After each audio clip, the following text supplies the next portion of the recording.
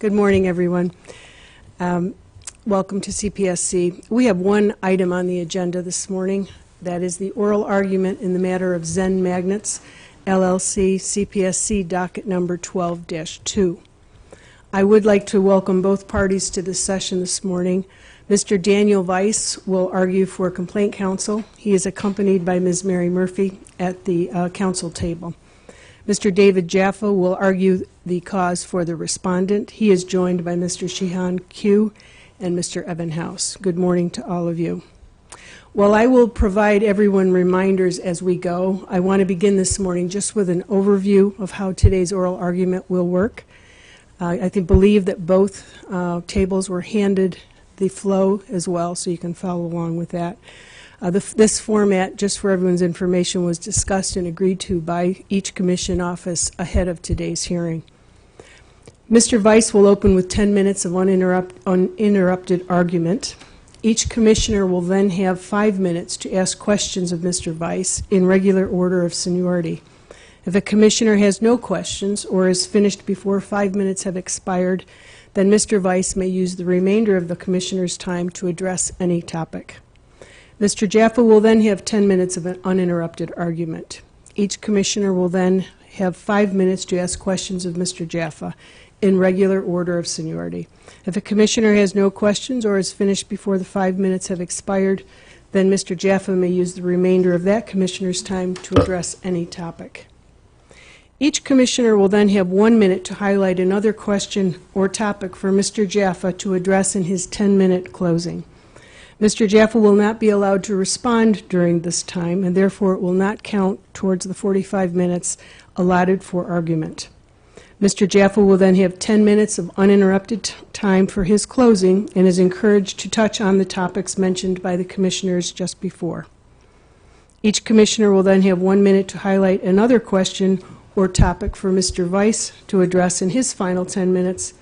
And again, Mr. Weiss will not be allowed to respond during this time and therefore will not count towards the 45 minutes allotted for argument. Mr. Weiss will then have 10 minutes of uninterrupted time for his closing and again is encouraged to touch on the topics mentioned by the commissioners just before. Following Mr. Weiss's closing, I will close the meeting. The commission will then convene in a closed executive session. Our secretary, Mr. Todd Stevenson, will keep track of the time. I would ask all of you to please watch the lights in front of you to track your remaining time. The yellow light indicates you have 1 minute remaining, and if necessary, Mr. Stevenson will orally remind people where they are in their time. Please also note that we have a court reporter here this morning to transcribe today's proceedings, both in this public hearing this morning as well as in parts, as well as in all parts of the executive session this afternoon. This morning's oral argument is also being streamed live via webcast. With that, Mr. Weiss, we'll begin with you. You may step up to the podium and begin your 10-minute opening as soon as you are ready. Thank you.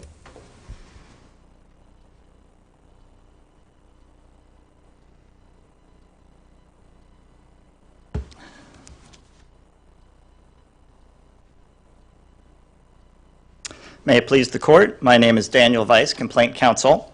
This case concerns powerful Zen magnets and neoballs. We refer to them together as Zen magnets. The commission should set aside the ALJ's ruling and find that Zen magnets create a substantial product hazard.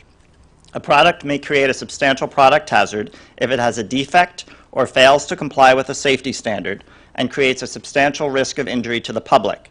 We presented 3 defect arguments. First, Zen magnets present a risk of injury when used or foreseeably misused because they must be separated to play with them.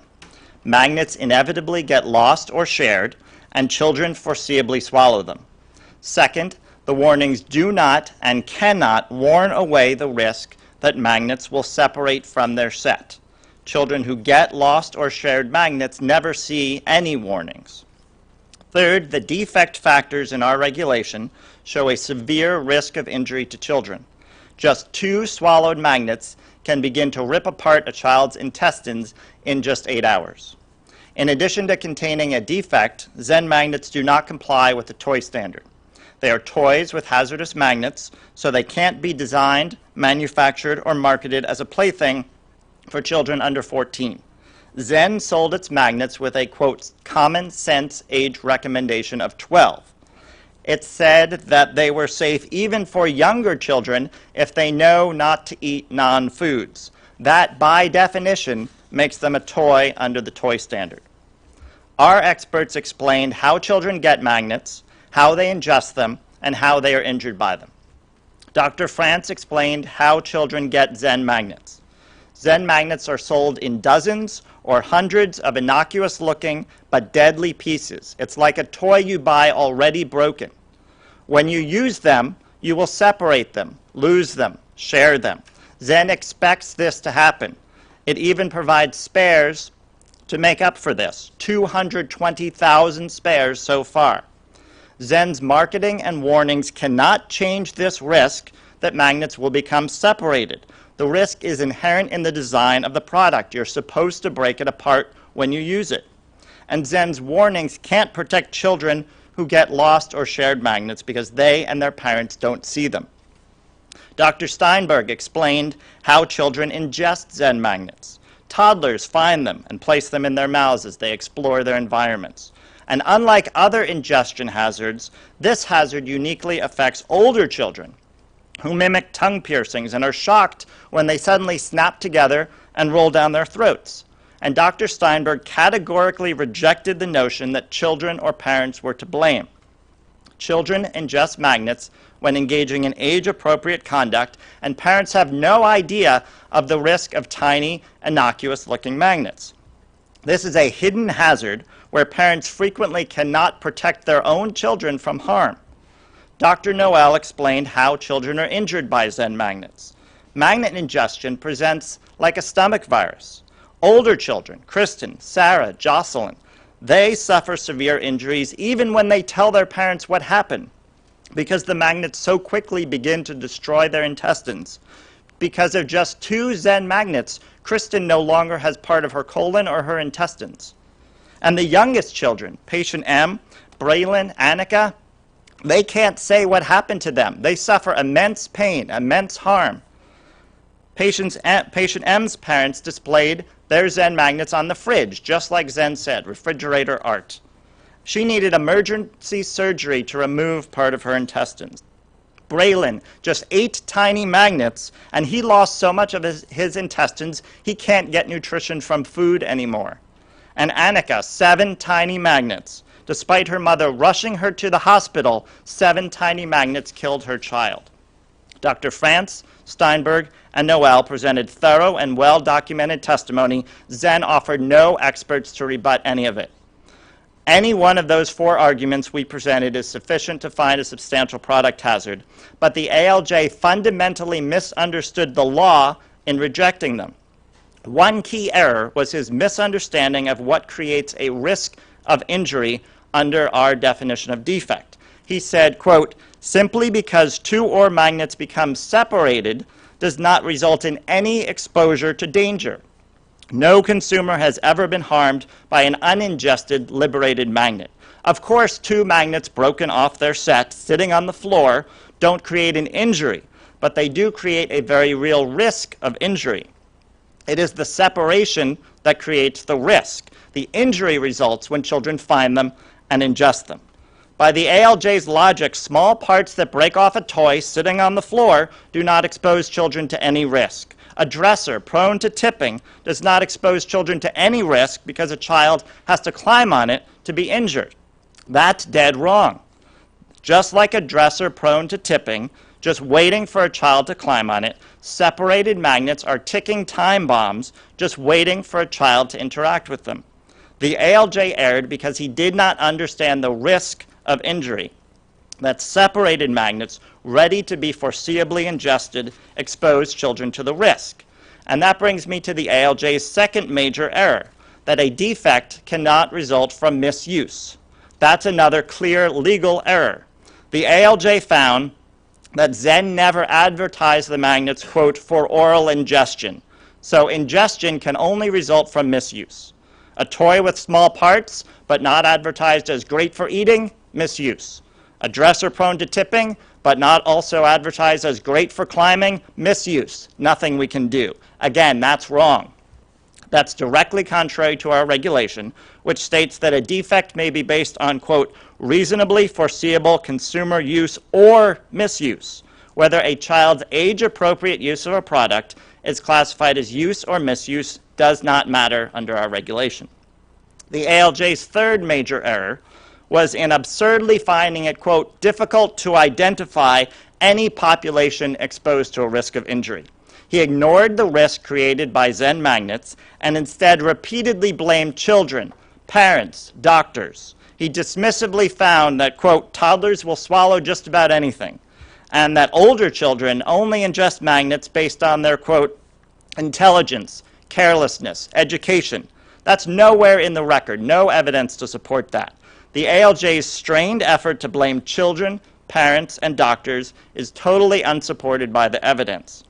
The ALJ even accused Annika's mother of, quote, more than negligent parenting, relying on unfounded speculation and ignoring the medical examiner's conclusive finding that magnets caused her death. Zen now asks you to make the ALJ's finding that her mother was to blame for her death your finding. That cannot stand. We must set aside this ruling. The ALJ also erred in analyzing the other defect factors. He wrongly found that Zen's warnings were so effective they mitigated any risk. But the warnings do not and cannot mitigate the risk. They don't keep users from losing or sharing magnets, and children who find them don't see the warnings. The ALJ also wrongly found that Zen's warnings must be working because no one's been injured by them. He completely ignored patient M's injuries after swallowing Zen magnets that her parents did, just like Zen said, refrigerator art, where she found them. He dismissed Tristan's case as, quote, hearsay, ignoring that Zen stipulated to that testimony about her case. And it was backed by corroborating evidence, including Zen's own business records and Zen's admission that these were, quote, confirmed ingestions of Zen magnets. And while we do have injuries caused by Zen magnets, we don't need them under our regulations. As the Commission said in the worm getter case, we don't have to wait for a body count. The ALJ also wrongly found that magnets have such a high utility that this one factor outweighs all the other factors. Like the dangerous mylar kites and worm getters, Zen magnets have limited utility. They are a new way of doing the same thing other products do, but in a much more dangerous way. Zen's own witnesses demonstrated their limited utility. Dr. Edwards was Zen's best expert on the educational use of magnets. He never used them to teach. He speculated they might someday be useful in a classroom, but he conceded that many other products can teach the same concepts. And Zen presented only anecdotal evidence from a few other witnesses without proof that they needed the dangerous strength of Zen magnets. Utility is only one of the factors. The ALJ erred in giving this factor too much weight at the expense of all the other factors showing a severe risk of injury to children. The evidence shows that Zen magnets create a severe risk. The Commission should set aside the ALJ's ruling and order a stop sale and a recall of these magnets. Thank you, and I look forward to your questions. Thank you very much, Mr. Vice. Now the commissioners will each have 5 minutes to ask Mr. Vice questions. If a commissioner has no questions or is finished before their 5 minutes has expired, then Mr. Vice may use the remainder of that commissioner's time to address any topic. The commission will ask questions in regular order of seniority, and I will begin. Thank you again for your opening statement, Mr. Vice. I wanted to talk to you a little bit about warnings because you mentioned the warnings were defective. Congress prescribed a warning for products that have small parts and intended for children ages 3 to 6. Does complaint counsel believe that these products are defective unless each small part is individually labeled? The warnings analysis looks at the entire product, and you can't warn away the essence of this product. This is a product that's not meant to sit in a box with its warnings. You take it out, you play with it, you separate it, and when you do that, you lose them, you share them, or you display them on the fridge. So It is important to see that Zen designed this product in a way so the warnings can't travel with the product. That's part of the defect. But that's the inherent nature of the product, and that's why Dr. France spent so much time looking at these and concluded you just can't warn away the risk of separation. Most items you don't buy already broken into dangerous pieces, but pieces that look innocuous, that if you get just two, not only do you not realize you're missing them unless you put them all back together, and if you've got over 1,700 magnets, it's going to take a lot of time to count those. Two disappear. Thank you. Thank you. Sure. I apologize for interrupting, but I only have 5 minutes and a list of questions. I wanted to ask you about the Court of Appeals decision that vacated our magnets rule and raised questions about our NICE data. And the NICE data and the NICE memo was offered into evidence to support the estimate of emergency room visits and the cases involving these magnets. What is complaint counsel's position on that memo, and are you relying upon that data? The NICE data is informative of the types of injuries that occur, but we don't need an injury count. The 10 factors we have, none of them ask us to count injuries or incidents. We look at the defect posed by the product. It's informative to see are people being injured by them, but like in mylar kites and in worm getters, no injuries related to those products. So it's informative, but it's not a necessary piece of evidence. Thank you. I want to talk just a little bit about the toy standard. If the Zen magnets had been sold as a science or craft or hobby kit with the appropriate age grade and a warning label as specified under the toy standard, they would be exempt under the toy standard from the usual size and flux requirements. Doesn't this suggest that a 9-year-old child could be trusted with access to these magnets and under these circumstances? Well, I think two parts to that. First of all, they weren't sold that way because they can't. This is a product that... Excuse me, can you clarify, they weren't sold this way? Zen magnets were not sold labeled as a science kit because that's not what they are. Zen even went out of its way to try to sell them in marijuana dispensaries to keep them away from it. But if they had been marketed, wouldn't they not be exempt under the toy standard to the flux and to the size of the magnet?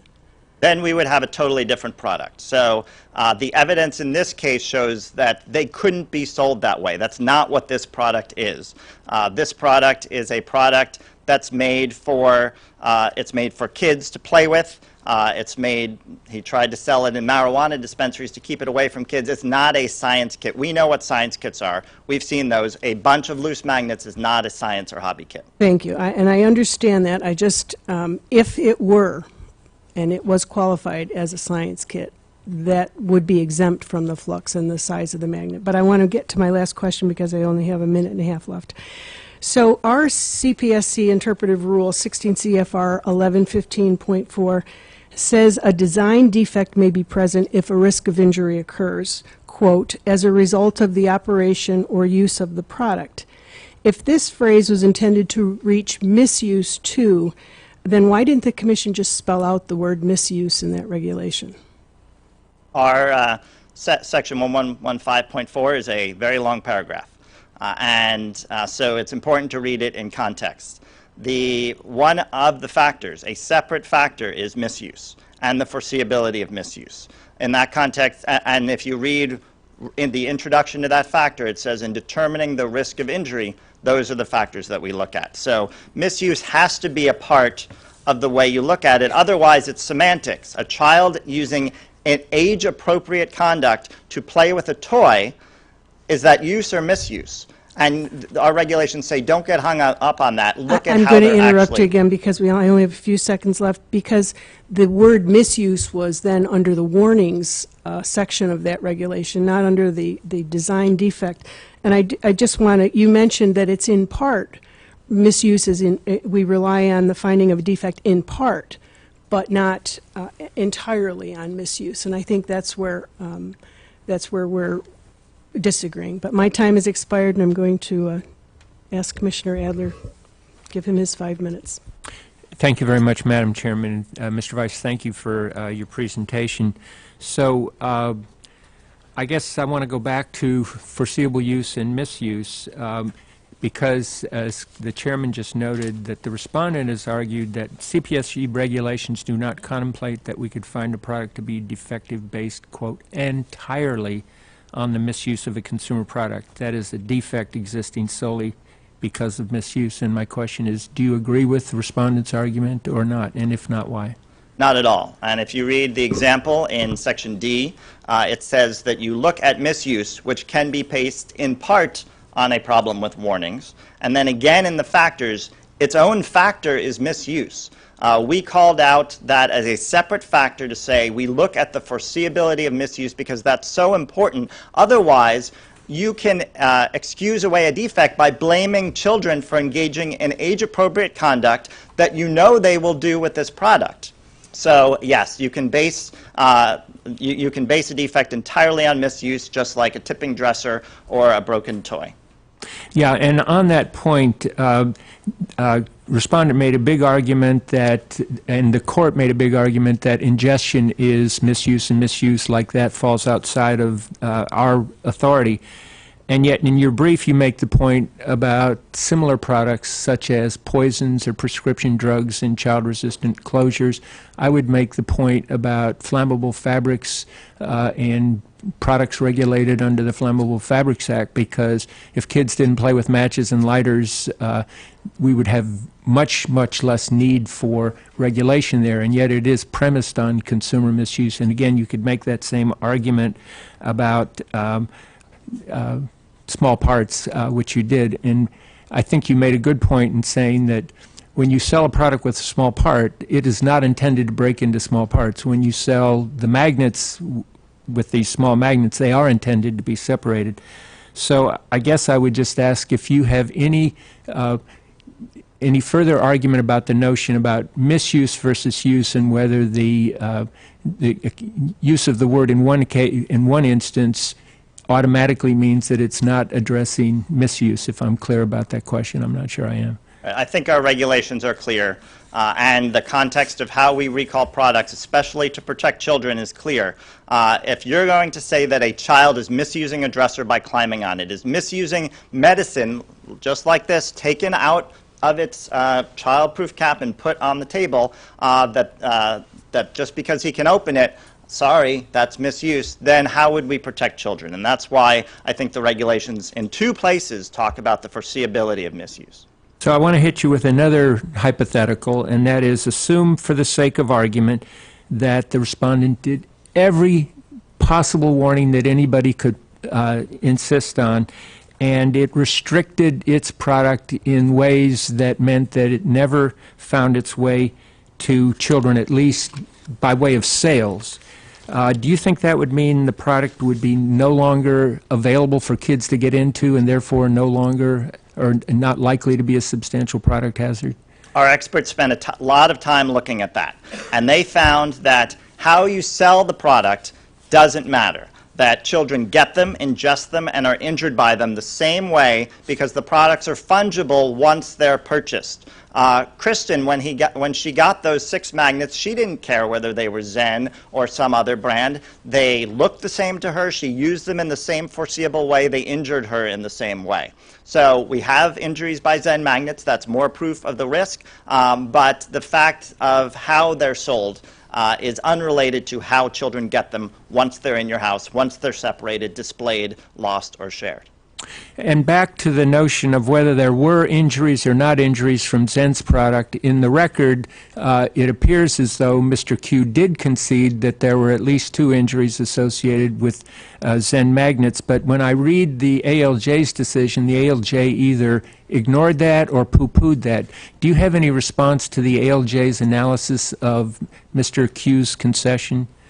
It was a clear error to completely ignore patient M. You won't see her mentioned anywhere in the opinion, and to dismiss stipulated testimony as hearsay, corroborated by, like you said, business records and Zen's admission. This is a proof by preponderance of the evidence. Here the evidence is overwhelming that they were injured, but like I said, we don't need that to find a defect. Thank you very much. Thank you, Commissioner Adler. Commissioner Robinson? Thank you.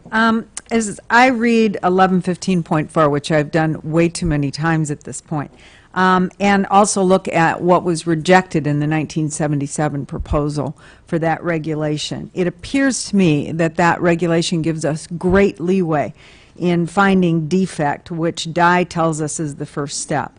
So my question of you, Mr. Vice, is do you believe that we should consider each of the parts of that regulation separately, or should we consider it all together? Because it seems to be that the ALJ separated things out. Right. Well, the drafters of that regulation chose to make it one really long paragraph.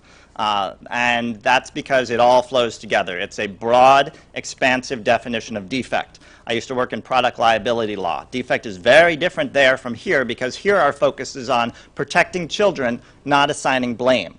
And if you look at just, are they misusing them, that might tell you who's to blame, but it doesn't tell you what's wrong with the product or how to protect children who are severely injured when they foreseeably get them.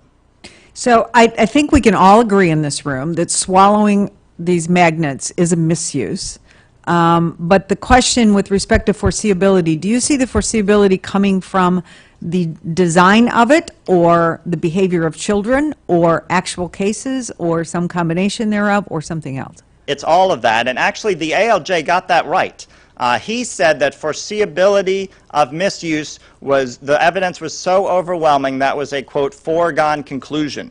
Once they get them, they're going to swallow them. The problem he had was in figuring out how a separated magnet put in your mouth, that was the disconnect. He said that's got to be misuse, and we just can't act on that, and that's just a legal error. That's wrong under our regulations. And do you think that foreseeable misuse should be analyzed separately from operation and use, or as part of operation and use? It has to be part of that analysis, and that's clear in the context of the regulation, is that we're not looking to blame children. It doesn't matter if it's use or misuse. What matters is what's wrong with the product and how are people injured by the product. The defect is that it separates. The injury results when children get that and put it in their mouth. That's foreseeable. And given the fact that misuse is not specifically listed with operation and use, why is it that you think that we should consider that as part of operation and use? It's in the context of the regulation, and also the operation of the product. You're looking at how it works, how do people use it, and that's why it's operation and use, not just use. You're looking at how do people operate it. They separate it, they pull it apart. That means you will lose them, you will share them, and kids will get them. Do you think, I know that you said in response to Chairman Burkle's question that we don't need an injury count, but do you think that if we were to look at the count of incidents that were limited to those that happened just with Zen magnets, or may we include other magnets as well? Yeah, not at all, because these, like our experts said, children get them, ingest them, and are injured by them in exactly the same way. They function the same. Zen even sold them as compatible with buckyballs, as similar to other products. They have the same basic strength. They function the same way. They rip apart your insides in the same way. So certainly we can look at them, especially because there's no brand markings on these. A lot of them, we don't know what brand they are, and it didn't matter to the intestines of that child.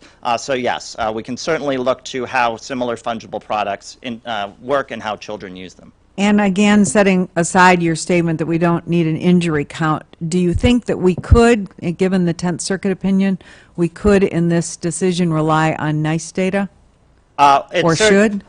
It's informative, but it's not a major part of our case because our focus is on the defect, on the risk of injury presented by the product, not a count of children injured. So it's part of the record. It's something you look at, but it's not a critical piece of evidence. Number of injuries is not one of the 10 factors that we consider in evaluating a defect. Let me quickly, and I think this will be my last question, jump to the toy standard and ask your opinion of if we vacate the ALJ's decision and find that the question of whether the toy standard therefore whether the toy standard was violated is therefore moot.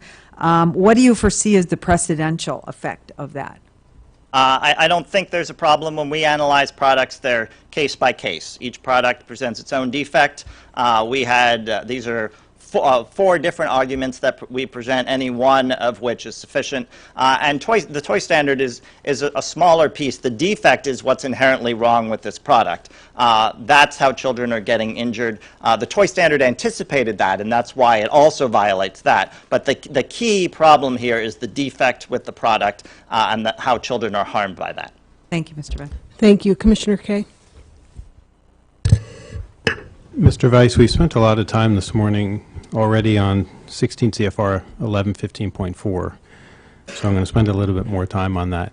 Do I have it correct that you believe, and I think I've heard you correctly, that it needs to be read in its entirety? That's right. Yes, I agree. Okay. So help me reconcile then, please, if I also understand the defect analysis that complaint counsel is putting forward. It seems that, and again, tell me if I'm wrong, that complaint counsel has broken out parts of that into three distinct theories of how the commission could find a defect. Is that correct? Well, I would say there are three arguments on how the defect could exist, looked at in the context of our defect regulation. So if you read 1115.4 as a whole, how do you separate out the idea that you could have a design defect, but you don't have to go through, in your mind, the analysis of weighing the utility and the other factors that are included in there?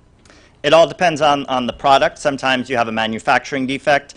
Sometimes the design defect is clear just by looking at it. Other times you have to do a balancing, a weighing of different factors. So I think it depends on each product, and that's why the regulation, that section, goes on for such a long time. There's so many different products out there, so many different types of defects you can see. So then help me understand, in complaint counsel's mind, when do you need to go through that balancing analysis, whether it's a manufacturing defect or a design defect, and when do you not need to go through that balancing analysis? Well, the regulation says in determining the risk of injury, that's what you look at. So you may have a product where the risk is so obvious you don't need to go through all that, or where it directly causes the injury. It chops off your arm or it burns down your house. But in this case, because risk of injury is so important, I think that's when you look through those factors. So it all depends, I think, on the context. In this case, we certainly thought that was a key element of the case. That was one of our major arguments.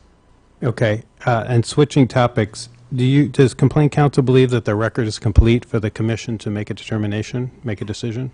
Yes, we do. So there's nothing outside that the complaint counsel would request official notice of?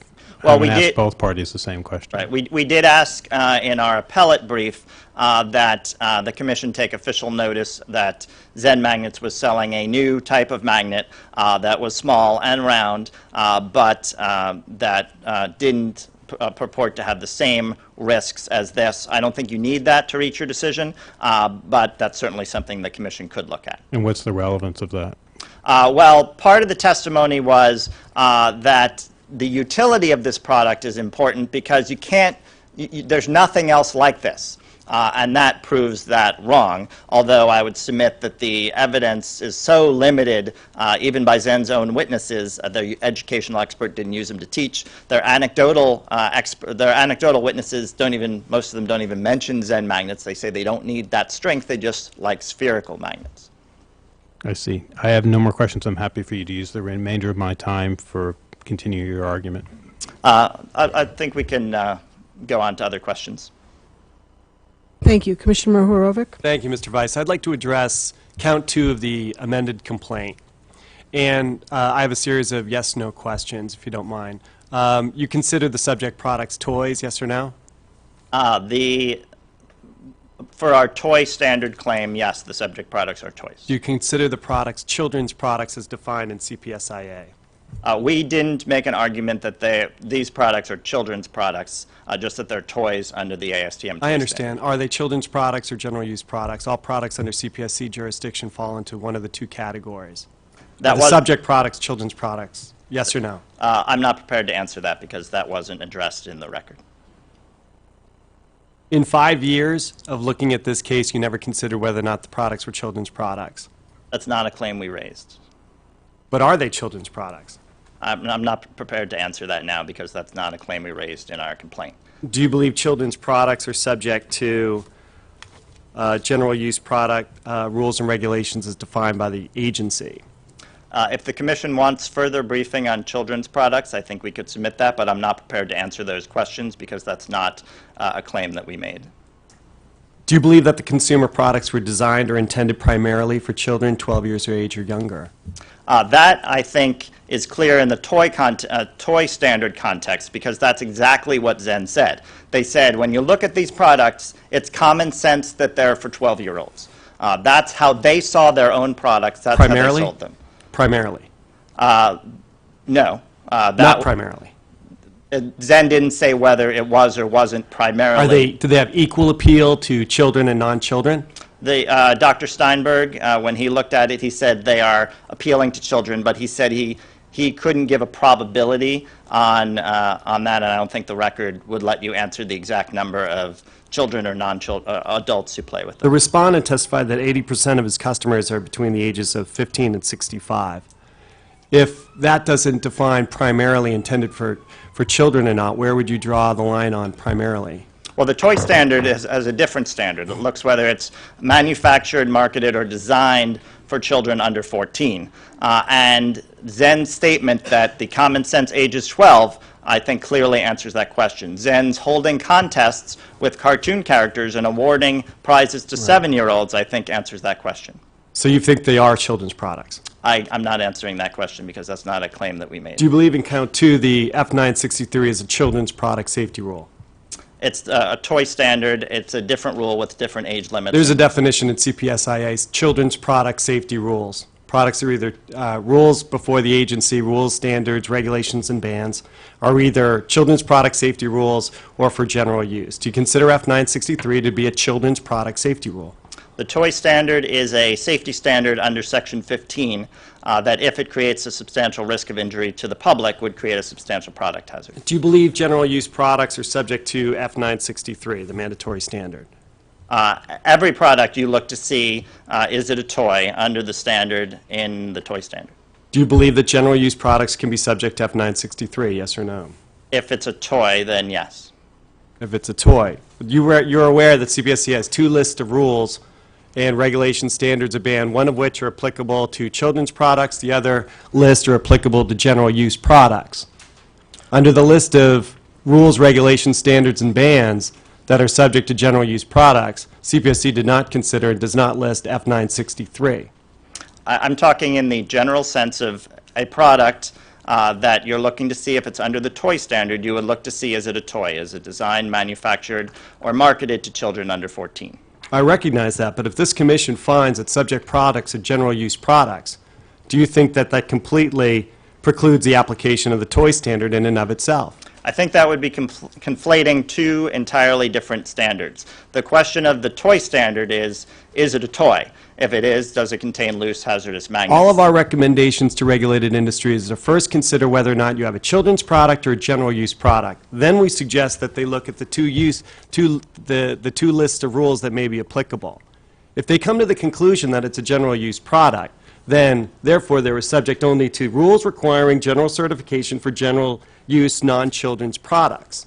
So the consideration of whether or not these are children's products or general use products is very relevant to count 2 of the amended complaint. I think that question goes to issues that were not raised in this case. If the commission wants further briefing on that, we can do that. Thank you. Thank you. Complaint counsel has reserved 10 minutes for rebuttal. You are excused, Mr. Vice. Thank you very much. Thank you. So we will now hear from the respondent. Mr. Jaffa will have 10 minutes to open his argument without interruption. Mr. Jaffa, you may step up to the podium and begin when you are ready. Good morning. Well, thank you, Acting Chairman. Commission, my name is David Jaffa. I represent Zen Magnets, who's led by Mr. Shahan Q. With me on the brief, and throughout these proceedings has been Evan House, who sits at counsel's table. Judge Metry took into account all of the evidence presented and properly ruled that the complaint counsel failed to prove that Zen Magnets were a product hazard pursuant to this commission's and to the CPSC's rules and regulations. The basis of his ruling was a complete consideration of the whole record. At no time did Zen Magnets ever market these magnets to children. It was denied immediately in the answer to the Second Amended complaint. Zen Magnets are a science kit. They're used in science. Now, before I go further, I do want to bring up, because as a technical matter I believe I need to, we did file, and the Commission rejected our motion to disqualify for the reasons set there. So I'm just raising it again now because I believe it might be necessary just to make the record on that. And we're proceeding because the motion was denied, and we've been asked to argue here today. One of our concerns is that there's a conflagration of issues, both within the context of the procedural complaint that was brought against Zen and in the rulemaking. This morning, complaint counsel essentially dismisses the NICE data as being of any import. Yet, at trial, Ms. Stralka testified for the better part of a day on the import of the data to prove risk, that there's a risk through ingestion of the magnets, although she concluded in cross-examination that it would not be possible to identify Zen magnets per se. And that gets me to the next point that ALJ Metri decided correctly. At the end of the day, Zen Magnets was the respondent in the case. Nobody else, no other business. The question is, did Zen Magnets cause injuries, or are they a risk, or are they a product hazard, a substantial product hazard? The answer is no. Complaint counsel this morning said that Judge Metri has blamed the children, has blamed the parents, has blamed everybody. But let's look at a little common sense as defined by the Commission's own rules, specifically the ASTM standard introduction, which does place some responsibility on parents and caregivers. But I want to ask the Commission to look at the following video in terms of childhood wonder, and then ask after viewing it. It's about 4 minutes. I'm willing to cede my time to it, because it's important to understand these are not a toy. This is not a children's product. There may be younger people who can manipulate these magnets, but they're not a toy. And let's look.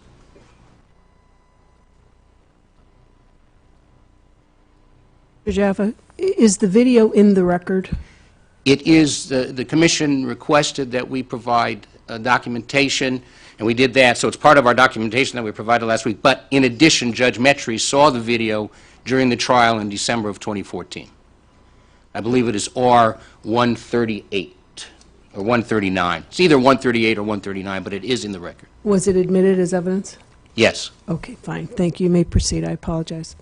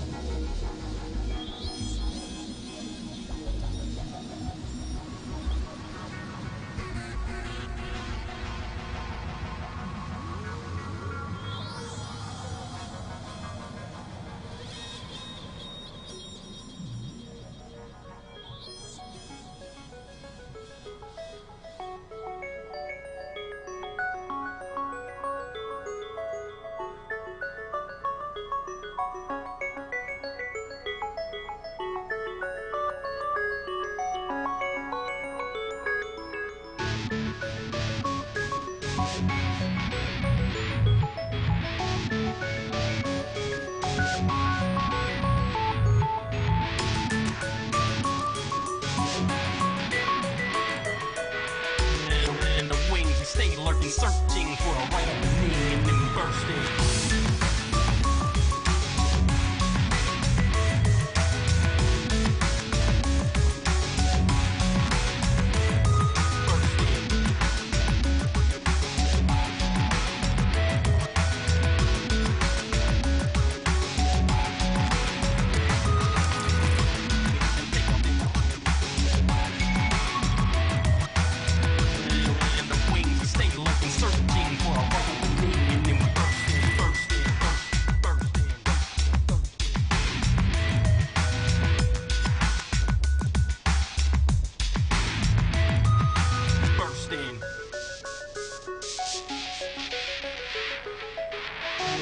And the wings stay lurking, searching for a right opening, and then we burst in.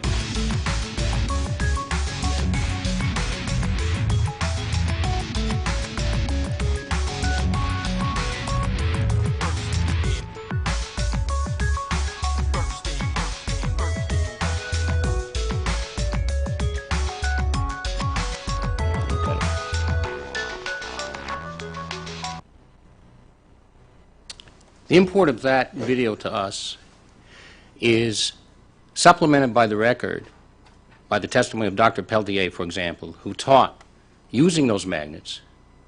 And it's in the written point, we stipulated to testimony, and Dr. Peltier offered that he taught his students how enzymes work by using the rolling nature of the magnets. And to him, it was the best thing to use because of the high power aspect of the magnets. Dr. David Richter also testified to that, and that testimony is there. Lay witnesses testified. One mother in particular, Ms. Bayless, said her sons became interested in science and interested in math in school because of the magnets. Are there other things that could do this? Sure. There are a lot of other things in the world that can teach things. But to dismiss the magnets without any idea of the utility, which is precisely what was done from the Second Amendment complaint forward, is a mistake. What Judge Metry found was there is great utility. There's educational benefit. When sold without warnings, the magnets were a problem. Almost immediately after being instructed by the Commission, Mr. Q sold the magnets with warnings, and that gets us to the ASTM, if you would consider them a toy, which we do not. Mr. Q never did. And they're not a children's toy. They are a science kit for sure. Could they be a hobby? Yes. But they're not things to be afraid of. As Mr. Q says in much of his literature, the magnets are to be respected, not feared. There is a way that they can be sold safely and properly for proper use to protect not only our children's physical health, but their educational futures as well. Thank you, Mr. Jeff. If my colleagues don't object, I'm happy, I'll ask Todd, the Secretary, to restore a minute to your time, because I believe the clock was running as I was making the inquiry about your, if you choose. I'll accept it, because I do want to just touch on the point that complaint counsel makes that Dr. Boyd Edwards was not properly admitted as an expert. And my rhetorical question really is, why wasn't he? The fact that he himself did not opine or did not use magnets in his classroom is based on two things. One, at the time that he was using the magnets, and quite a few of them in his own personal life, was because he was an administrator at the University of Utah. He testified to that. The other reason is because he saw the benefit of it. Now, to answer a question that was asked before, if we were going to supplement the record, we would supplement with 2 peer-reviewed published papers by Dr. Edwards using magnets since the time of the trial in December of 14. But all the other criteria under 702 and expertise he certainly met. And Judge Metry engaged with him in considerable dialogue that the record supports his expertise not only in physics but in many other things as well. And the application of these magnets in education was an opinion that should be received by this Commission, as it was by Judge Metry. Thank you. Thank you very much. And now the Commissioners will each have 5 minutes to ask questions, and I will begin the series of questions. Mr. Jaffa, how does the Tenth Circuit decision affect this case? It focuses on the risk, which was, anyway, until this morning, supposed to be supported by evidence by the complaint counsel of the risk of injury. So what we argued to the Tenth Circuit, and what we argued before Judge Metry, and what Ms. Stralka admitted to, was that the data cannot support that high-powered magnets, generally, Zen magnets particularly, can necessarily be extrapolated from the data, because it's, as she testified, Ms. Stralka testified to, it's probability-driven. In a case like this, I'm not opining about the use of epidemiology in all situations, but in this case, where Zen magnets were targeted, we needed to see evidence that Zen magnets is a product hazard, okay? And that was one of the problems with that. Now, the Tenth Circuit didn't get into it, but if the Commissioner will allow me, one of the real problems over here is the causation. Many allegations were made that Zen magnets are just like the subject products in the Second Amendment complaint. If we read through that carefully, all the time they're lumped together. One of the hallmarks of Judge Metry's opinion is that Zen magnets are different than the other magnets. And they're different because what Mr. Q did. He went to China to give specific specifications regarding the magnets. He set them out to be particular in a certain way so that you could determine how they would react because they're magnets, contrary to the allegation in the complaint that people don't know how they're going to react. If a person understands magnetism, one can use the magnets, as shown in the video, to direct where they're going to go. And so then that gets us to, if they get lost, is there a risk? I suppose there's a risk, but the NICE data doesn't support what complaint counsel wanted to show, and it doesn't support the rule. Thank you. What, in your view of the case, you heard a lot of discussion about misuse. In your view of the case, how should the Commission consider or take into account misuse? Well, if we're talking about 1115.4 and the example in D, what seems to have been missing here is that second part of the example includes a failed warning. It's not mere misuse. The misuse is a result of the language in part. I'm using the words in part that are in the reg. That goes on to be explained to say that the misuse is coupled with either a failed or non-existent warning. To that end, Judge Metry found that those magnets sold without warnings were a violation. He ordered a recall. That recall has been done. Mr. Q, Zen Magnets, complied with the order. It's been done. Mr. Q is willing to work with the Commission on those points, and he did follow the court's order. Thank you. Why should the Rivas case be discounted? I'm sorry? The Rivas case, you heard complaint yes. counsel refer to that earlier. Yeah, because if one looks at the record carefully, which I know you will or I have, in the written stipulated testimony, we made clear not to stipulate to hearsay. Ms. Rivas got the magnets from a friend. They heard the name Zen Magnets. After that, Mr. Q received notice from the Commission that there might have been an ingestion incident. That was the question he was answering on the stand. Did you receive one? I don't think he knows to this day whether it was a Zen Magnet or not that she ingested. And that's one of the issues. And I understand that's one of the issues that complaint counsel has on the other side of it. But that is why when if you look at the overall picture and you see Judge Metry's findings, the warnings are sufficient when coupled with all the other aspects, including the weight given to utility and the other things, but also, again, the introduction to ASTM, which I don't want to ignore because that does require some common sense approach to this product as well as all. Thank you very much. I'm just about out of time. Commissioner Adler? Thank you very much, and counsel, thank you very much for your presentation. I'm just curious, looking at your slides, and thank you for sending them to us and sharing them with us. I'm looking at the PowerPoint slide, which is on page 2 of the slides, and I'm reading the paragraph that says, subject products are only hazardous if they are misused, unlike other products that can cause injury in their normal and intended use, such as ATVs, worm probes, and kites. So if I understand the proposition you're advancing, you're saying that a product like Zen would be hazardous only if it caused injury in its normal and intended use. Am I correct in summarizing your point? Yes, Okay. yes. So I'm curious what you mean by the term normal. If you read the literature, there are a million studies showing that it is normal for kids to lie. And one of the jobs that we as parents have to do is train kids not to lie. It strikes me that it's completely normal for kids, when they find loose magnets, to pick them up and ingest them. And it also seems to me completely normal for people who are using magnets occasionally to misplace them, leave them out, or lose them. So if that's the case, then, and you're saying that if it's the normal use, it should be subject to regulation, why would Zen be exempt? Because, in all due respect, Commissioner, you're confusing normal with normative.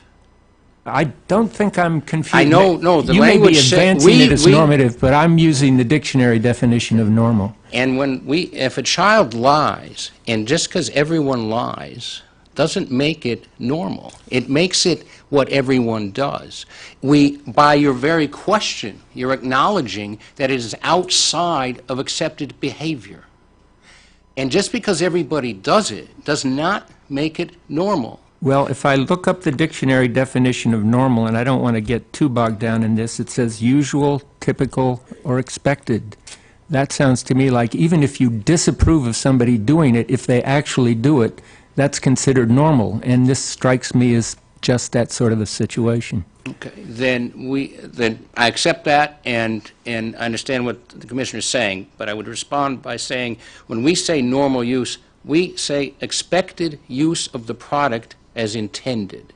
So it is not intended to be swallowed. And if people are going to do things outside proper behavior, and we are now saying that we have to expect that, then I'm not even sure how we function as a society. Do I have the defense in a car accident to say that, gee, I expect everyone to run red lights, so therefore I'm going to stop at every intersection because I have the green, so I'm going to slow down the entire Constitution Avenue because I have the green, because I know someone's going to blow through the intersection? Well, what you're doing is making the point that counsel is making, is we draw a distinction between the standards we set for product liability cases and the standards we set for safety cases. When it comes to safety cases, yes, when we do find empirically that this kind of behavior occurs, whether we approve of it or not, that does give rise to the notion that the Commission can regulate the product. So actually, let me just ask you more point blank,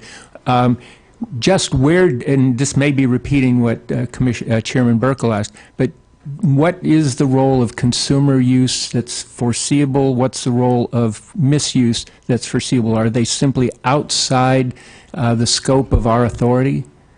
No. The Commission has authority, and the Commission has authority to consider misuse and promulgate rules, but not, in our opinion, a zero tolerance, because there is a way, and the evidence in the record shows, and Mr. Q testified, there is a way that these magnets can be marketed in a way that greatly, I don't know that anything can be zero, but can greatly reduce any risk of oral ingestion through many methods. Thank you. I just asked one final question. You said that Mr. Q went over to China and he actually had Zen magnets, in a certain sense, designed differently from other SREMs that were sold. What were the specific physical differences between the magnets that Zen sells and the magnets that, say, Buckyball sells? And the answer to that would be in the next slide that I'm not going to show the Commission, the video. It's in the materials we presented, and it's either R139 or R138, which the other one wasn't. But he made them, the roundness of them is to 1/10 of a degree of the millimeter, so that they react better, and the coating is of a higher quality so that that coating doesn't diminish. And so he set out certain specifications in designing his Zen magnets. And they're even different than the Neo balls, for example, which are a lesser quality. My time has expired. I don't see how that has safety implications, but thank you very much for your presentation.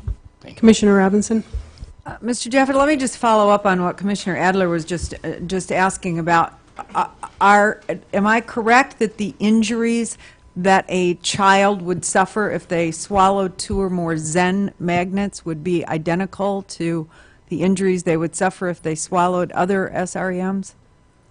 I can only speculate that the answer would be yes. Okay. Yes, in fairness. And could you just tell me, given the fact that what we're obviously focused on is the behavior of young people, in fact, primarily very young children, if a 1-year-old was to find a Zen magnet or Zen magnets that were loose and wanted to do what 1-year-olds do and putting them in their mouth, how is it that you would envision that any kind of warning could protect that child from what injuries could ensue? The same way that we have warnings on any product that we keep away from our own 1-year-old children. So, in other words, you're envisioning that a warning to the adult is sufficient to protect the 1-year-old who finds the Zen magnets sticking to the radiator? Yes. Okay. And I go back to the STM introduction and Judge Metri's order, but the introduction to the STM standards does not abandon reliance on parental supervision. Yeah, and I'm not referring so much to this to the toy standard at this point, but rather to count 1 of the complaint. And let me just again follow up on something that Commissioner Adler was asking. If I understood your answer to his question, you're saying that the Commission does have authority to find a product is defective even though the danger only arises with misuse, foreseeable misuse. Is that correct? No, not by itself. We don't have that authority? Not with that only. Okay. I understood the question to be in context of all the factors. Okay, let me try to do that a better way. Dye tells us that we have a two-part analysis in this instance. One is to find defect. The second one is to find that there's a substantial risk of injury. And for the moment, I'd like to set aside the second one. So just focusing on defect. So you're saying the Commission does have authority to find defect, not the second step, the first one, defect based solely on what we would call foreseeable misuse. Put that way, Commissioner? No, because it is not. And why solely- not? Because in 1115.4, Right? there are a series of factors listed. And 1115.4 is directed to the manufacturer, by the way. I understand. But It's I for know you reporting know that. purposes. It's all we got. So, but it's not all by itself. Now, if the Commission weights it greater than other things, then it does so. But it can't, in a vacuum, say this is a product that has a defect because of reasonably foreseeable misuse combined with no or bad warning, or no warning. It says no warnings. I mean, reading the whole D together, the warnings is a very important part. The reasonably foreseeable misuse is not all by itself. It has to be with no warnings. It Okay. says so right in the 1115. Let me, I apologize for interrupting. As you problem. know, we have very limited time. But you certainly agree that it's possible for Zen magnets to become separated from each other, right? Yes. And you certainly agree that they can be swallowed. Yes, And you certainly agree that ingesting 2 or more can be very dangerous, I do. okay? And you would classify swallowing Zen magnets as a foreseeable misuse. Is that correct? It has been, and I'll get to that when I have a better chance, but for purposes of argument, it has been a foreseeable misuse.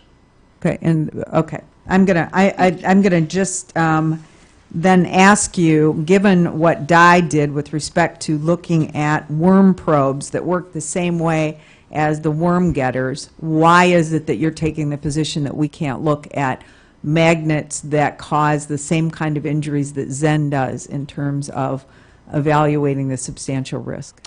Because in Dye, The manufacturer, first of all, resisted warnings. There were, for a long time, no warnings. But my question specifically on considering products that have the exact same effect if a child swallows them. Why is it we can't look at other than Zen magnets? Because Zen magnets are different here. The Second Amendment complaint complains about packaging, marketing, warnings. Those were different than buckyballs. Because of the warnings? Yeah. Okay. Because the product's different. Thank you very much. I'm out of time. Commissioner Kay? I'm going to follow up, and you answered this at least in part. Do you believe, does the respondent believe that the record is complete for the commission to make a determination or a decision? If given the opportunity, I would submit the two published papers by Dr. Edwards, but beyond that, I mean, that notwithstanding, we believe that,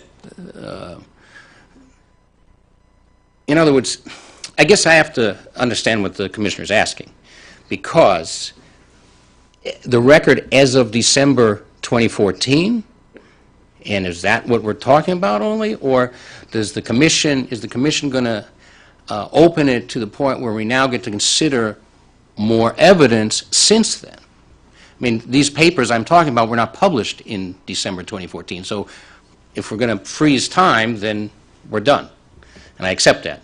But if we're going to open the record for more evidence to understand the issue, then we would say it's not closed. So my question is whether you believe that the record in front of us is incomplete or complete in terms of the commission's ability to reach a decision. Abundance of caution leads me to answer it's incomplete. Okay, thank you. And turning to the Dye case, does the respondent believe that the Dye case is relevant to this case? It has some relevance, and as Mr. Weiss pointed out, every product is separate, and so while it can guide us, I don't think it's certainly not on all fours for a lot of reasons. Any fatal legal flaws in your mind, in respondent's mind? In the holding in Dye? Correct. No. I mean, Okay. it is what it is, but it's also limited. I mean, I don't see it as being a matter that would guide us completely in this case. So I'm going to read some language from Dye, and I'm just curious to hear respondent's opinion on this, relevant to the NICE data question. And I'm quoting now from Dye. With regard to the absence of known fatalities, such evidence is not determinative of whether a product creates, quote, substantial risk of injury to the public, end quote, under Section 15. There is no provision in the CPSA that requires proof of actual injuries or deaths in order to show that a product contains a defect that creates a substantial risk of injury to the public. Is it your position or respondent's position that that is an incorrect statement of law? It's not an incorrect statement of law, but it has to be read impera materia with everything else, and that is, it is a factor. And what we argued, and what we tried to argue at trial, I mean, I would have been perfectly happy if Ms. Strelka hadn't testified, but, the risk of injury is a factor, and the actual injury is a factor in that. Meaning, if there are no injuries, and if I might be so bold as to refer back to your meeting on March the 2nd of this year, is that injury count is diminished, so that would be a factor versus the risks in this case. Right? If there are no injuries, then the risk is certainly little, one would think. So do you have to show injury? No. But if there are no injuries, I think that is, in Mr. Weiss's words, instructive. Understood. Got it. And last question that I have at this point is, you were answering Commissioner Adler's question, and you had limited time to explain respondents' request of suppliers in China and some of the specification changes. And it sounded like, and let me know if I've got this wrong, that respondents' requests, especially the changing of the 1/10 of a millimeter, had some impact on its performance or its strength. Is that accurate? The roundness doesn't have to do with the strength. The roundness makes it more likely than not that it will not, that the coating and the magnet itself won't lose its strength over time, and that makes it safer, just because if it's going to stick the way it's intended, then that is a good thing. That's a more safe thing than magnets that lose their flux. And the roundness from the way I understand it from Mr. Q, that goes to that, but also the coating. The coating is very important because that also doesn't come off as readily as a lesser quality coating. The nickel coating that is on there. If Mr. Q testified about this, I don't remember the page numbers, but I do remember the date. I think it was December 11 of 2014 in his testimony, specifically about the coating, and he described for Judge Metry exactly the purpose of that. Okay, thank you. Commissioner Mohorovic? Thank you, Mr. Chaffa. Could you please describe the primary market for whom the products were marketed for?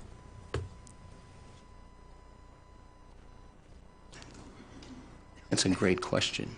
It was marketed, I mean, it was marketed to individuals, first of all, who had an interest in art, manipulating the magnets. I can say what it wasn't and who it wasn't for. If someone, I think it's been described sometimes as a desk toy. Well, that's not his primary market. I think people like Dr. Edwards, the professors, students who are interested in art and making shapes, sculptors, using magnets as sculpting tools by themselves in a different format. So I think, and I believe it's in the record. It's in the record because there was testimony from Mr. Q about who his clients were. But I'm sorry, I cannot off the top of my head tell you it's to a certain group or not. I do know it was not directed to children. Did you or your client intend them to be general use products or children's products, specifically as those terms are defined by CPSC? Well, general use products, for General sure. use products. Did you consider the CPSC compliance recommendations or your client by analyzing if your products were first children's products or general use products? We didn't do that. I can tell you what we did do because Mr. Q testified to this, and certainly within the CPSC records, I do not believe it's part of the trial record, but we had a lot of correspondence from us to compliance counsel way in advance of the bringing of the administrative complaint in an effort to have the magnets comply not only with ASTM, because that was a concern of the commission, but general use as well. And there were at least 3 go-arounds with compliance counsel before they were candid and said, it really doesn't matter what you do, we're not going to accept it. There's some testimony as to identifying the products as toys or fun to be played with, some language that's very important for the scope of F963, which of course reads toys intended for use by children under 14 years of age. Did you concede that your products were toys subject to F963, or do you argue that they were not subject to F963? We've always argued that they're not subject to F963. Mr. Q's attempts to draft warnings that would comply in terms of age numbers was just that. It was an evolving attempt to comply with the Commission's letters and the Commission's desire, at least apparent desire, to bring the magnets within a safe compliance, or just in compliance with the Commission, I guess. Okay. But not, or yes, specifically to 963. My confusion is the following. If you didn't consider the product toys, then why spend any attention looking towards compliance with the toy standard? Belt and suspenders, sir. Okay. Just to do as much as Mr. Q could in order to get his product on the market and do it consistent with the Commission's rules. Okay. Thank you. With that, I can yield to any time that you might want to use. I want to talk about the language here in terms of looks good, is fun to play with. Those are not necessarily phrases that apply only to children. I think there's some confusion about that. And there is confusion. Mr. Q admitted on the witness stand that in the early days over here of his product, he was confused about what it was exactly the Commission wanted from him. He received letters. He attempted to comply. The record is replete with that. And he did what he thought he could do and should do. Mr. Q is not looking to harm anyone. First of all, because he doesn't want to harm anyone. And second of all, it doesn't sell things. To that end, I think it would behoove us to go back to Commissioner Kay's question about the record. If we would look at the recall data, you would see that the public likes these. The public wants a way to make them safe. Because in his general recall, if I could just have 15 seconds to finish this up. May I? Granted. Mr. Q sent out a recall to all of his clients, not just to the ones before 2009. And he's received back very few sets of magnets. And that would be the record. So with that, I think the Commission should consider what Mr. Q has done in light of all the factors involved in determining product safety here. And we urge you to uphold Judge Metri's decision. Thank you. Thank you, Mr. Jaffa. Before Mr. Jaffa begins his closing, each commissioner now will have 1 minute to highlight a question or a topic for Mr. Jaffa to address in his final 10 minutes. Mr. Jaffa is not allowed to respond during this time, therefore it will not count towards the 45 minutes. Mr. Jaffa, if you wish, you may sit, and that way you can take better notes. I will begin with my 1 minute. Mr. Jaffa, I would appreciate it in your closing if you would distinguish between the Dye case and the Mylar Kite case versus the Zen case. I also would like you to address this issue of in part versus entirely foreseeable misuse. I would also like you to address the issue of the defective warnings.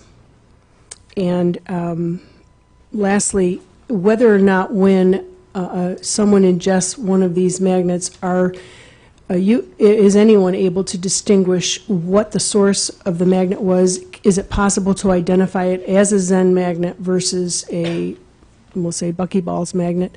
But is it, when you're looking at that after ingestion, is it possible to distinguish that? Thank you. Commissioner Adler? Thank you very much, and thank you, Mr. Jaffa. I would like you to address the point raised by complaint counsel that under the facts of this specific case, they don't believe that warnings and new modes of marketing would ever be sufficient to protect the public, so that even under your analysis where you say you have to take warnings and their effect plus consumer misuse, they're saying warnings would never work. So if you could address that. And also, if I might, as I was looking at the Dye case, one of the points that the court in the Dye case said was that you could imagine a scenario if people absolutely followed the manufacturer's directions that nobody would be injured. But then the court went on to say it's almost impossible for a user to follow this scenario strictly and consistently. Isn't that precisely the case here? That you may give strong warnings about using Zen magnets, but it's almost impossible for a user to follow this scenario strictly and consistently for all users, because we know magnets get lost, magnets get left out. Thank you. Commissioner Robinson? Thank you. Mr. Vice, I would like to, sorry, Mr. Jaffa, sorry. I would like you to address even if we focus on the warnings going to the parents, I would like you to comment on, in this case, the obviousness of the risk and whether those warnings could even be sufficient to the parents. Commissioner Kay? I don't have any additional questions. Thank you. Mr. Jaffa, I'd like you to comment on something that came up in your testimony. You mentioned correspondence with the Office of Compliance that I believe I heard you mention was prior to the record, and comment on whether or not you believe that correspondence should be entered into the record. Thank you. Thank you. Mr. Jaffa now has 10 minutes of uninterrupted time to close his argument for the respondent. Again, you are strongly encouraged to incorporate some of the suggestions from the commissioners into your closing remarks. You may begin. Thank you. Very well. Thank you, Acting Chairman. Zen magnets are different the case of Zen magnets is different than other cases in which injuries have been found for a few reasons. Number one, nothing can happen to a person even by accidental using these magnets. The only way something bad can happen to any person, 1, 10, 15, 30, is if they swallow them, if they ingest them. They cannot accidentally manipulate them in a way that harms their hand.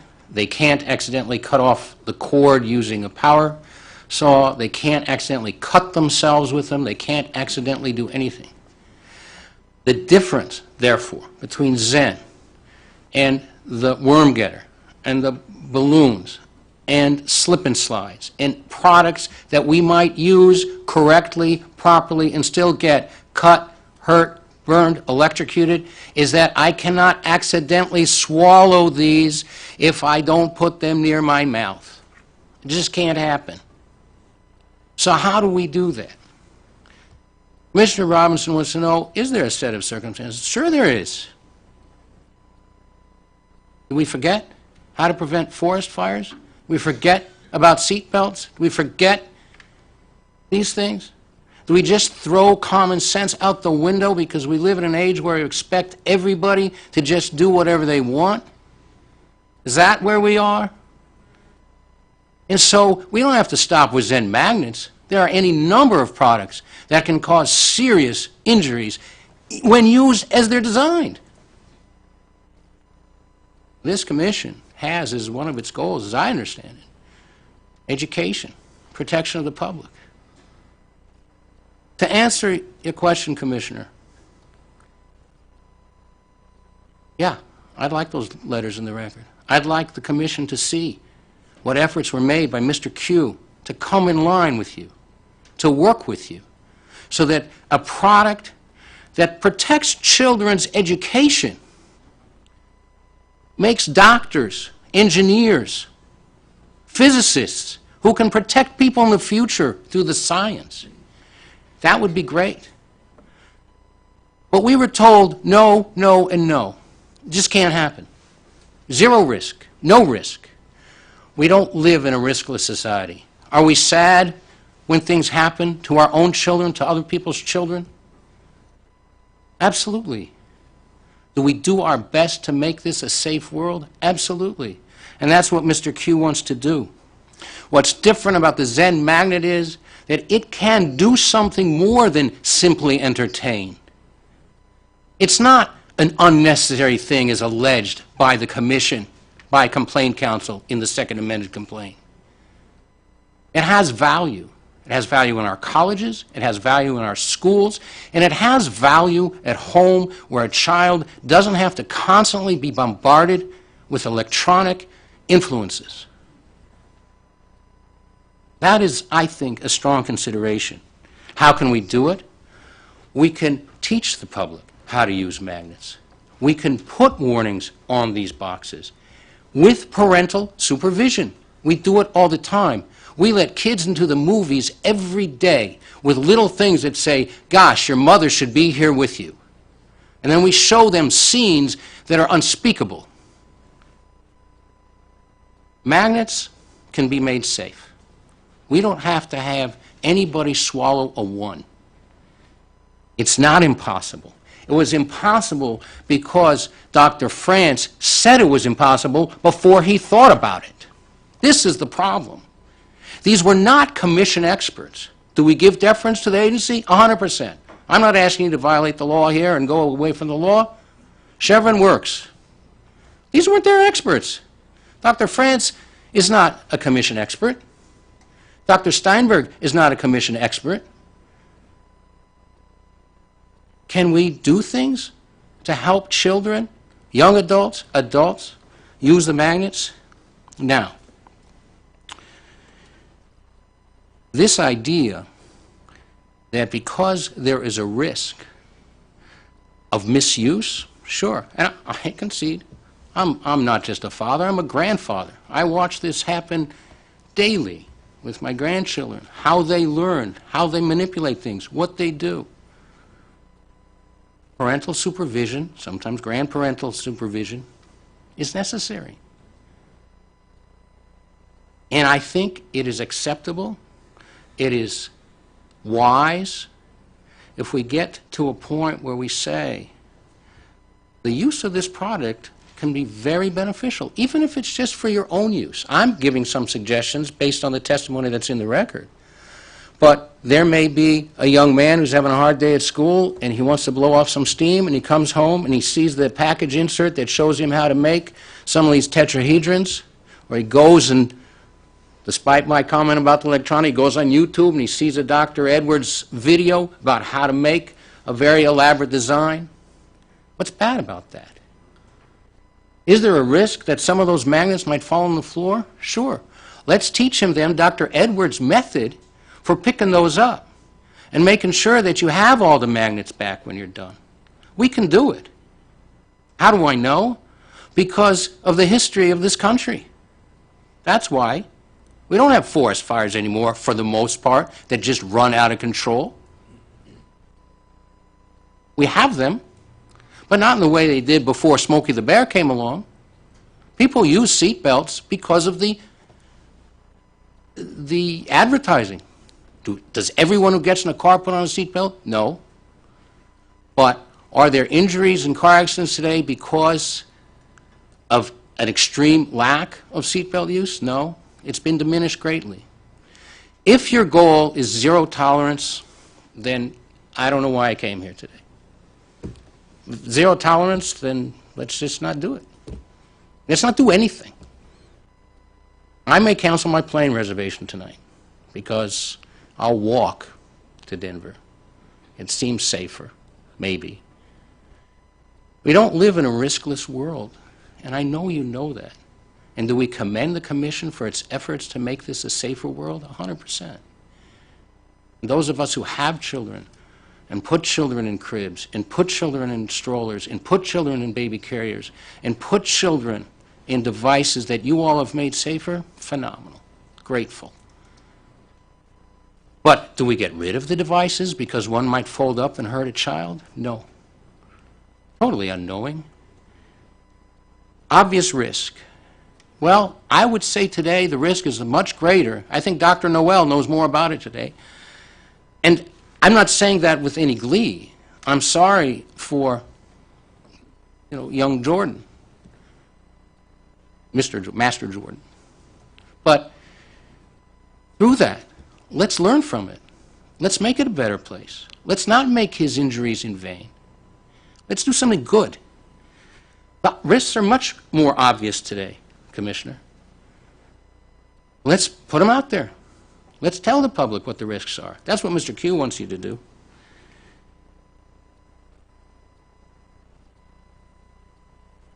And to that end, Commissioner Kay, yes, I would say put the letters in the record. Let you see what Mr. Q has tried to do to make his product safer so it can get to the market. Is it all about free enterprise? No.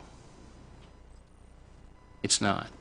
But what it is about is an educational, utilitarian product that, while it has some risk, we can reduce that risk greatly. I will not ever stand here and tell you to zero, because that I cannot do. I can't, and I won't. But we can together make it very low risk because it has high utility. And that is something else that the 10th Circuit considered, was the risk-benefit analysis that was weak. And it was weak because putting one's palm to one's head, the Commission, through Complaint Counsel, when I first brought up the idea of education, I was like, what are you talking about? These are bad things. These magnets are bad, bad, bad. No, they're not. They're neutral. They can be bad, but they can be great. And they can be great because we can teach the public how to use them for very utilitarian, good, and educational purposes. For that reason alone, if not all the other reasons that we've argued in our brief, we ask that the Commission affirm Judge Metri's decision. Thank you for your time. Thank you very much. Mr. Vice, the commissioners will have 1 minute per commissioner to suggest items for you to bring up in your closing remarks. I will begin with myself, and then following our 1 minute, we'll ask you to come to the podium with your closing remarks. I would like you to consider in your closing whether complaint counsel considers a warning defective if it's not heeded. I also would, again, like you to address, in your opening statement, you mentioned Mr. Q had admitted to 2 injuries, but could you put those in context? Were they the pre-2010, where there were no warnings, or were they subsequent to that period of time? Just clarify for that. Thank you very much. Commissioner Adler? Thank you very much, Madam Chair. Again, back to the issue of warnings, it seems to me one of the big divides between the two sides is with respect to warnings, one side arguing that warnings cannot be made to work and one side arguing that they can be made to work. So I'd appreciate it if you would address the contention that complaint counsel had that they cannot be made to work. And then on a separate point, one of the points that the ALJ made when comparing injuries from buckyballs to Zen magnets was he said there was a plethora of evidence linking buckyballs to injuries, but no link between Zen and injuries. But to me, first of all, that's comparing, to pick a metaphor, apples to apple seeds, because the sales of Zen magnets, at least as I read the record, was something on the order of 40 to 1 compared to Zen sales. So if you could address the differential injury and whether, and again, addressing the chairman's question about whether those incidents in fact are in the record and worthy of attention by the commission. Commissioner Robinson? And my questions are, first, do you believe that there's anything about the design of this product that contributes to the foreseeability of the misuse? And secondly, Commissioner Mohorovic asked you several questions about general use and children's products. Are any of those questions in any way relevant to your allegations under count 1? Thank you. Commissioner Kay? I have no further questions, thank you. Commissioner Mohorovic? Thank you. 2 items for consideration. First, I'd like to have complaint counsel address if they are concerned about the precedent that would be set if the commission applies the toy standard to a product sold 80% to consumers outside the scope of the toy standard. And secondly, while the CPSC identified 10 rules, regulations, standards, and bans that could be applicable to either general use products or children's products, if CPSC determined that F963 is applicable to general use products, then why doesn't it appear on the list of regulations applicable to general use products? Thank you. Thank you. Mr. Vice now will have 10 minutes of uninterrupted time for rebuttal. And again, we would encourage you to incorporate into your comments the suggestions from the commissioners. You may begin.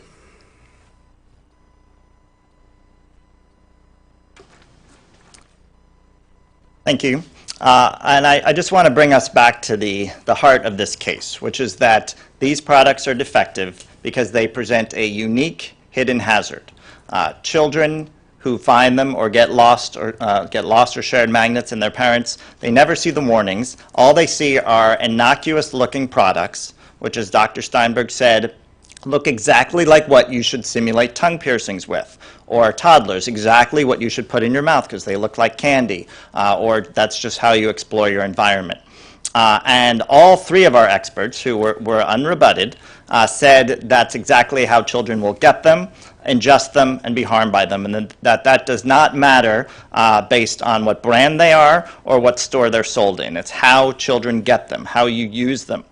This is a product you take out of the box, you separate, you play with, you stick on your fridge. That's exposing it to children. Children will get them. That's why the ALJ, for all his legal errors, found it was a foregone conclusion that children will ingest these magnets. The foreseeability of misuse, he said, that was overwhelmingly proved. And when you look at the warnings, you see 2 key reasons why they don't work. First of all, parents who get the product, it doesn't look like a choking hazard. It's not going to choke you. It's too small. The warnings say it's safe for kids who know not to eat non-foods. That's very young children. And so the warnings just don't fit with the product, and they don't fit with the way you use the product. And of course, children and parents who find them, they won't see the warnings. You look at Sarah's case. Her mom was a doctor, a pediatrician. She didn't know the risk. She had no idea because these were products her kid got at school. And Dr. France found an overwhelming number of children who were getting them in just that way, where warnings can't protect them. The injuries, patient M was before there were warnings. Kristen was after there were warnings. And on Kristen's injuries, I just can't see how there can be any objection to that. Zen stipulated to testimony that, quote, Kristen swallowed Zen magnets, and exactly how her mom learned that. She learned it from the friend who bought the magnets. That was stipulated testimony. That's why we stipulate the testimony, so you don't have to get into all that cross-examination. It was accepted by Zen. We even went beyond that, corroborated it with Zen's business records, and asked Zen to confirm it, which they did. And looking at the injury differential between Zen and Bucky, absolutely. That's why we don't have an injury count or even an incident count as one of the 10 factors we look at. We look at the products and how they're used. Of course, we would expect a product that's sold more to injure more people. And because many of these injuries occurred with no brand identified, we can't quantify how many people were injured. We know there were injuries, but like I said, our regulation doesn't even require that. As the Commission said, we don't need a body count. And in looking at how the design contributes to foreseeability, that's exactly what you're supposed to do with the product. It's foreseeable that you separate them. You're supposed to play with them, separate them. You look at their best educational expert, Dr. Edwards. He testified he lost them frequently. He was trying to use them safely for education. He lost them around children in his home. He gave them to his son. He lost them. They went flying in his kitchen. He found them under the dishwasher. This is their educational expert. Magnets get lost. Magnets get shared. That's just what happened. And on the toy standard, that was one argument completely separate from the defect argument. I just want to be clear that we do believe this is a product subject to the toy standard. There's no evidence in the record on the percent of the market because it's not who you sell it to, it's who uses it. And on that, Zen was very clear. How old do you have to be to play with these? Common sense age is 12. That is a toy under the toy standard. And even younger kids, Zen said, perfectly safe. Zen even gave an award to a 7-year-old. Zen ran contests where you made cartoon characters, or the 7-year-old won for making a Monopoly piece. This clearly fits under the toy standard. But like I said, a completely separate argument from the defect analysis. I also want to make the record clear there was no approved recall in this case. Zen did not recall it in compliance with the ALJ's order. There has not been a recall in the case, and that's the problem. We have 9 million magnets out there. Zen also never asked to supplement the record. The record was closed. We need to make a decision based on the record, and Zen had full due process, a long hearing, chance to submit whatever evidence it wanted to. So I just want to be clear that we look back at the essence of what this product is, how kids are using it, the unrebutted testimony of our experts on that. Utility is one factor. That's one factor we look at. Mylar kites looked great, and they were durable, and they would electrocute you. Worm getters, they were great at getting worms. They could also kill you. If we look, these are neodymium magnets. Look up and down the periodic table. Lots of other elements would be a lot of fun to play with, would teach you about science, and could kill you. So we have to look at the utility as one factor, weigh that against all the other factors, the severity of harm, how kids are getting this, the hidden nature of the risk, and the severe injuries that result when children ingest them. So I think that the way to sum up this case is to look at the thorough analysis that our experts did, which is they went step by step through how do kids get them, how do they ingest them, and what happens as a result.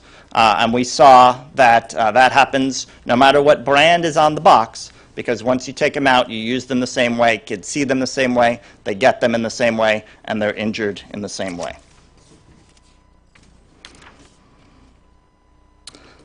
So I think I've addressed all the issues, so thank you very much. Thank you very much. With that, I would like to thank both parties, Mr. Weiss, Ms. Murphy, Mr. Jaffa, Mr. Q, Mr. House. I also would like to take this opportunity to thank Mary House, Trish Vieira, as well as Amy Colvin from the Office of General Counsel for all of their counsel in this matter and all of their hard work. To all of my fellow commissioners, my colleagues, their staffs, our secretary, Todd Stevenson, our court reporter, and our audio-visual production specialist, John McGugan. This concludes the oral argument in the matter of Zen Magnets, LLC, CPSC Docket 12-2. The Commission will convene a closed executive session in this room at 12:45 p.m. this afternoon. We are adjourned.